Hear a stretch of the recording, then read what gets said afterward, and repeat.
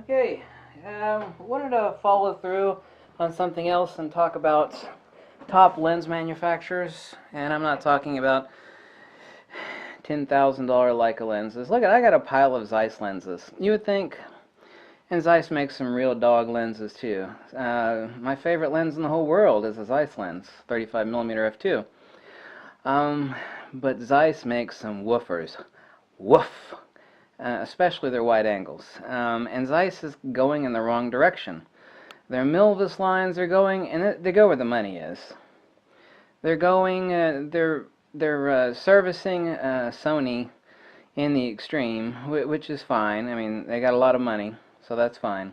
But they're making these lenses for videographers, and the videographers are happy. Okay, that's fine too. But they're trying to be, anybody that tries to be all things to all people ends up being nothing to nobody. And when you start making lenses that, well, it's a photography lens, but we're redesigning it for videographers, like the Milvis line, no, that lens is not impressive at all. The Otis lens is incredibly sharp, but it's extremely unimpressive. Micro contrast on it's bad. It's got too many elements in it. There's 3 lens manufacturers right now, and it sure as hell is not Nikon, although some recent lenses from Nikon have been absolutely incredible. 24mm f1.8, it's incredible. 20mm f1.8, it's unbelievable, it's incredible. But Nikon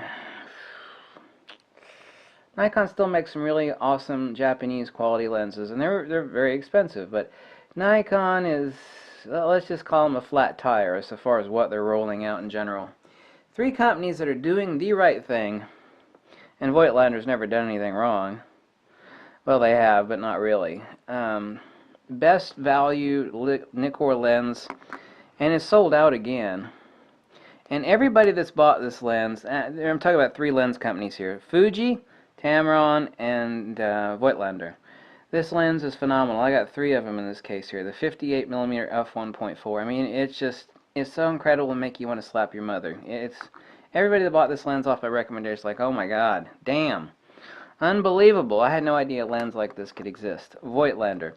I mean, it's like, hey, you can buy a Rolls Royce for the price of a Volkswagen. That's what these lenses are like. You know, we're talking 300 and well used, $380 or $490, I believe, for a new one. I mean, that is stupid cheap. This lens has 0% difference in its quality, fit, and finish than a high-end Zeiss lens. 0. It's exactly 100% the same. By the way, Voigtlander or Cassina also produces many of Zeiss's lenses also, so it's no wonder that they are the exact same quality. I got a case full of Voigtlander lenses here. Fuji. Fuji has a couple old dog lenses, and by dogs I mean they're kind of slow, they're kind of noisy, like the 35mm 1.4. But anybody that makes enough lenses is going to make a dog. Dog is relative.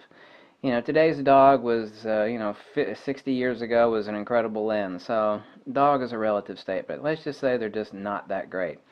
Fuji's lenses in general are, nobody is actually producing, of the spectrum of the many lenses that they make, a better set of quality, incredible lenses than Fuji is. I use this lens extensively on vacation, and nobody's ever made a lens like, I mean, I hate lenses like this. This is the 18 to 135. I mean, it telescopes way the hell out there. Nikon or anybody has ever made a decent, by decent, that's a relative term, I mean a really good decent lens like this. Fuji has. Making an incredible lens like the 16mm, the Fuji 16mm is just, it's absolutely, insane. The lens is just damn insane. How the hell did Fuji make a lens that damn good? How? And a 16mm, that lens is on sale right now for $300 off, and of course it's $1,000 new. I think right now it's $700 off with the rebate that's going on. That lens is unfriggin' believable. Fuji is number 1 of these 3 companies that I'm naming top lens manufacturers. Tamron, the 15 to 30 with vibration control f2.8, my lens of the year for last year. The Tamron 70 to 200 2.8.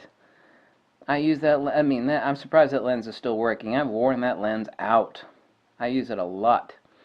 The Tamron, the 45mm and the 35mm f1.8, I chose the 45 for personal reasons. Some people ask about the 35. They're both the same lens except for different focals. They're both dreamy.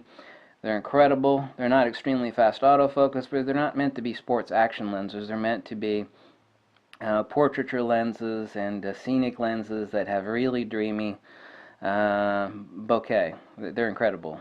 They're amazing lenses. I love the output, the color saturation. They're great lenses. And it's relatively cheap, too. I've not tried the new Tamron 85mm portraiture lens. Have not. Nor their recent 90mm macro release. I hear the macro is incredibly good. It's still never going to beat the Tokina. Tokina 100mm is incredible. But Tokina only makes a couple good lenses. Everything else Tokina makes, I wouldn't touch with a cattle prod. Tokina makes 2 awesome lenses, and everything else they make, I mean, you couldn't even give it to me. Sorry, Tokina. Love your stuff, but you've only got a couple things that are any good. Those 2 things are incredible. Everything else, no way. So, number 1 would be Fuji, as far as doing everything right. And number 2 would be Tamron. I've been, selling those lenses for 20 years. Been messing with them for over 20 years. Tamron is doing everything right, and they're going to bury Sigma. I mean, as if Sigma hadn't, been burying itself with its poor quality control all these decades. They're burying Sigma now really hard and fast, however. And Sigma knows it. They absolutely know it. And people that know a lot about lenses, they know it too. But Voigtlander. There are not many Voigtlanders that I can recommend for modern day. I mean, these are manual focus lenses, by the way, too.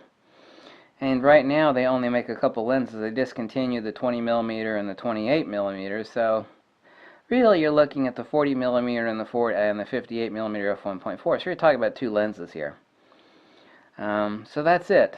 Fuji number 1, Tamron a close runner-up, and then Voigtlander.